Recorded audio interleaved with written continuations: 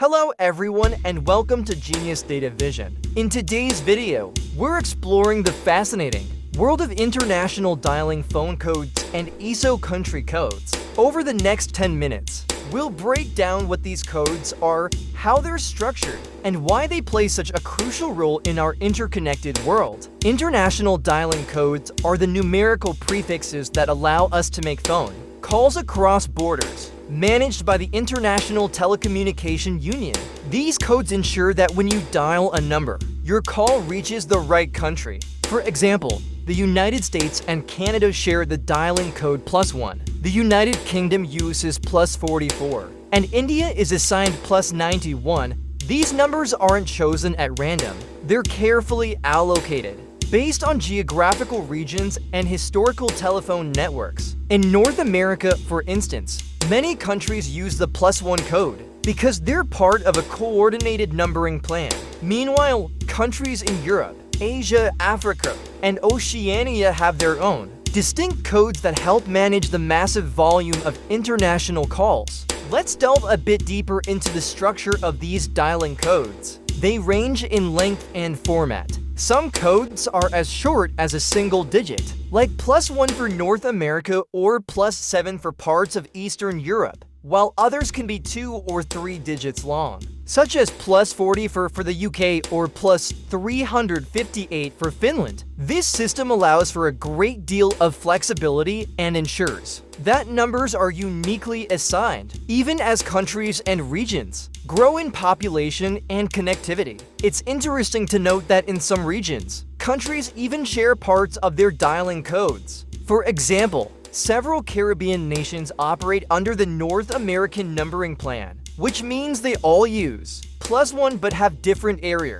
codes to distinguish between them. Now, shifting gears to ISO country codes. These are entirely different from dialing codes. ISO, which stands for the International Organization for Standardization, has established a system of codes to uniquely identify each country. These codes are used in a variety of contexts, from international shipping and trade to banking and travel documentation. There are 3 main types of ISO country codes: the 2-letter Alpha 2 codes, the 3-letter Alpha 3 codes, and numeric codes. For instance, the United States is represented as US, USA, and 840 respectively, while the United Kingdom is identified as GB, GBR, and 826. These codes help ensure that everyone, from businesses to governments, has a consistent way to refer to a country, regardless of language or local naming conventions. Comparing these two systems,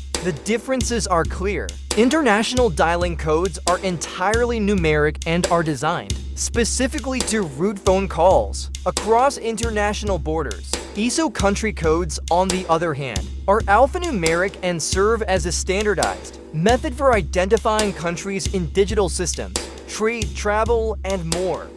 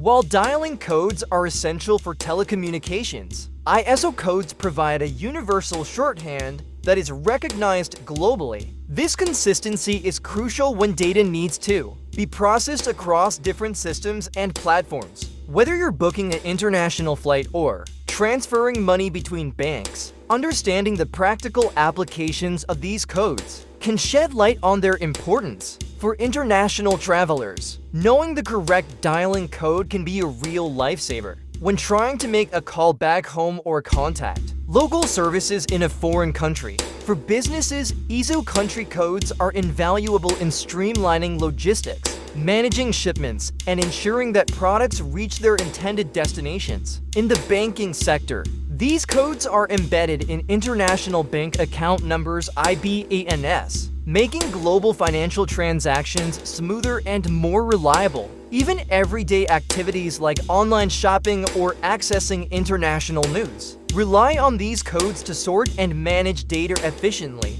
There's also an interesting historical perspective to consider. The development of international dialing codes dates back to the early days of global telephony when long-distance calls were a novelty and a challenge. As international communication expanded, there arose a need for a standardized system that could handle an ever-increasing number of calls.